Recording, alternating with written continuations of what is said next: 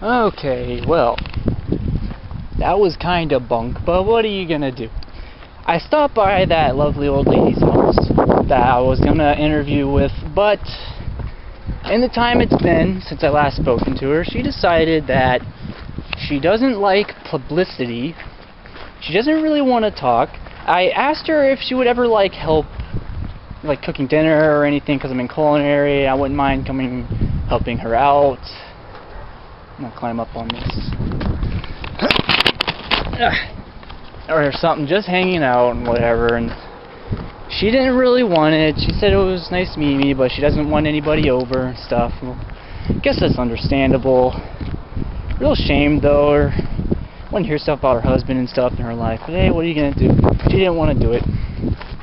I had no one else to interview, and I don't really want to go around asking people about stuff like that, about what they think it means to be happy and what it means to be in love and their earliest memories. I feel like people around here wouldn't get it. Probably creep them out. Probably like I did Adele, poor lady. I feel kind of bad. I hope I didn't make her nervous at all. I feel bad now, so I don't know. It's been a whole fucking month and a half. I didn't get anything done. I didn't do anything for our little podcast thing.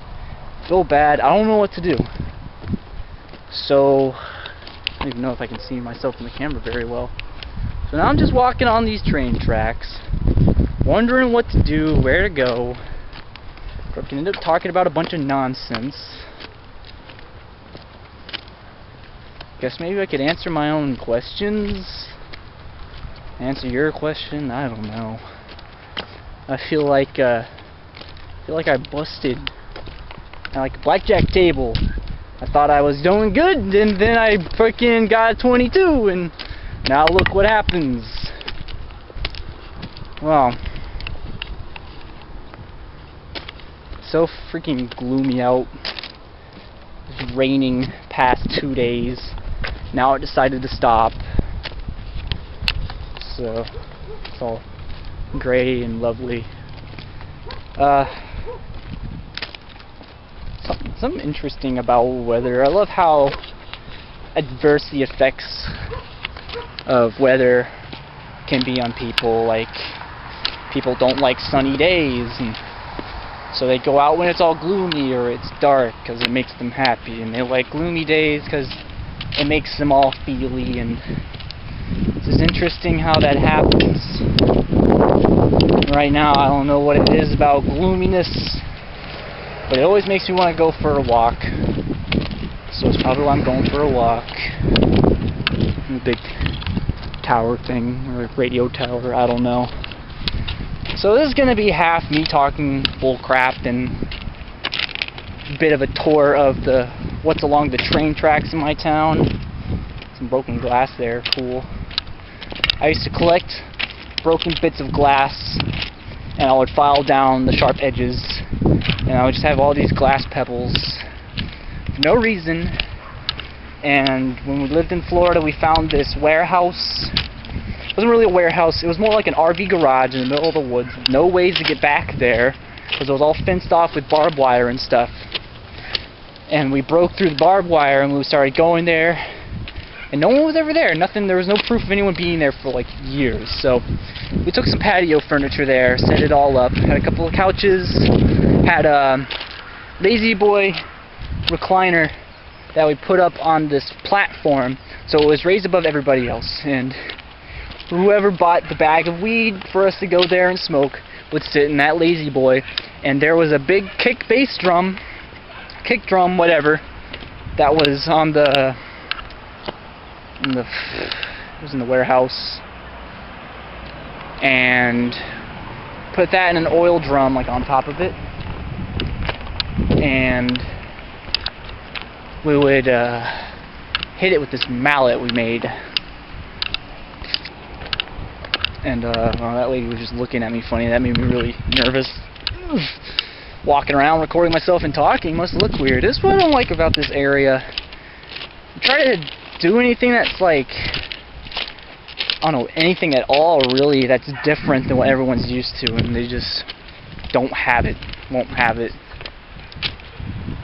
But I guess this is just like the simpler, quieter area. Nobody wants to be recorded. Nobody wants random art structures built up in the middle of the night and left for everybody to view. It scares them. And I don't know, I think it'd be pretty cool. Like, I made like this weird humanoid sculpture, and it was close to the woods where I was. This is where I found all the wood to make it, and I put it up, and I went to check it out, and people were like scared of it and stuff. They thought some weird group of people put it up for bad reasons. I don't know. They had to take it down. Weird. Keep going this way. Look at the dog. That little dog barking at me. Yeah, if I keep going this way, I'll end up at the river and stuff. I wonder how long has this recording been? It's already been 6 minutes. 6 minutes of nothing. Go find somewhere to sit down, I guess. Like in people's backyards.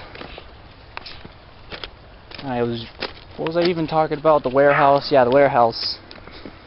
Marijuana stuff, smoking it there, good times. We were there for a couple 2 or 3 months. And then I guess the owners caught wind of it, started sending cops there whenever they think that people were there. Then someone went in and trashed the place, lit our lazy boy on fire, wrecked everything, destroyed all the furniture, destroyed all the...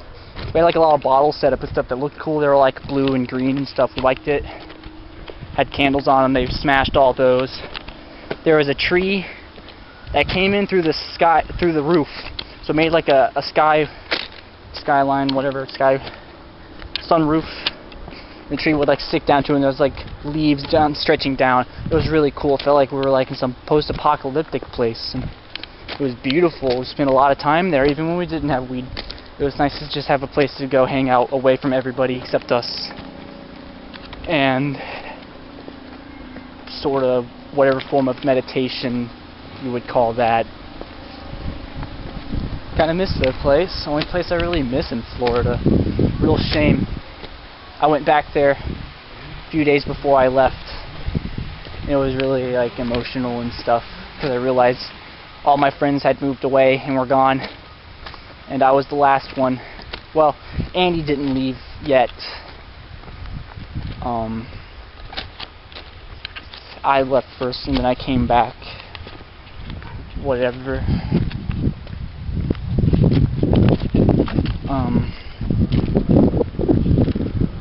Guess we'll just answer some questions now. I'm almost up to this little crossroad thing. Well, I was gonna ask Adele, the old lady, what it is to be happy. I think that might have been too far for her to grasp. I guess what I think it is to be happy is maybe too deep for me either. Happiness might even be a sort of an illness, because happiness is just a chemical imbalance. However you want to look at it, oxytocin or whatever, dopamine in your brain, serotonin, and sadness is just as much a lack of that, and it's definitely not any form of homeostasis. Homeostasis would just be neutrality, which is bad too, I guess, not feeling anything. But happiness, I guess, it feels to me like a bit of a wholeness. Like everything's there, I suppose. But not even quite, because I get happy when I realize that there's even more to be had. So maybe it's just a blob. Happiness is just a blob that's inside of you that constantly changes shape and is never the same thing. And it's really nice. Happiness is nice. Then I was going to ask Adele what it meant to be in love, what it meant to love something, somebody, anything. And I feel like there's different stages to it. Love is like, kind of like happiness. It's an amoeba. It's always different, it's always changing shape, and it'll always affect you in different ways. I can't really explain like the levels of it, like, oh, so in love, or not as in love as you thought you were, because it's all drugs too in your brain. But I think love is probably something where no matter how you try to change or look at it, you can't control the feelings you have for somebody or something. Like sort of unconditionality, I guess you would want to say.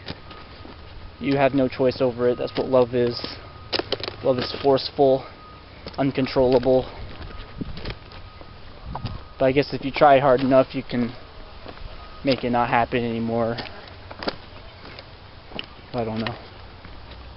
Love is funny. And then I was going to ask her what her earliest memory was, and that'd probably be a far stretch too.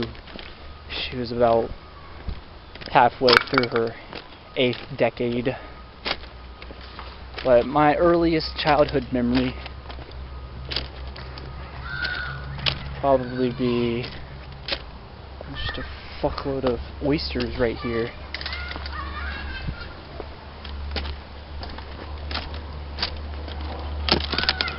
I can think very far back to this one point, but it's like really cloudy, so I guess the earliest clear memory I have, it's probably the first time I went to Disney World with my mom and my dad. And I remember waking up early for school and getting ready and stuff, and my lunch wasn't packed, because my mom always packed my lunch for me, but it wasn't packed this time. And I asked Mom where my lunch was, and she told me I didn't have to worry about having a packed lunch today. And I was just like, why? She was like, oh, you're not going to school. And I'm like, wow, not going to school, this is great. And I'm like, why aren't we going to school? It was like, well, we'll see. And well, we got in Dad's truck and started driving and driving and driving. And you know how it is being a kid. Driving seems about 5 times longer than it actually is, because you don't have any real concept of time. But it felt like forever. Oh wow, police officer's talking to me. Oh, okay. I do have to talk to this police officer. Well, that was fun. Apparently,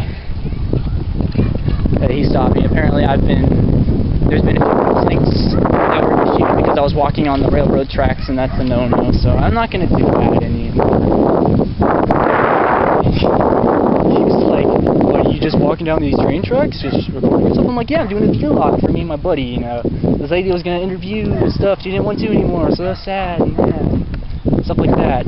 So he told me to stay off the tracks. He was worried that I had any bad thoughts, and that's why I was walking down the railroad tracks, and yeah, just can't do that no more. No big deal, no big cost. Not like these train tracks go anywhere anyway, out in the middle of nowhere. But I think I was on the last question, my earliest memory. I was in the middle of talking about going to Disney. Well, anyway, traveling forever, being a kid.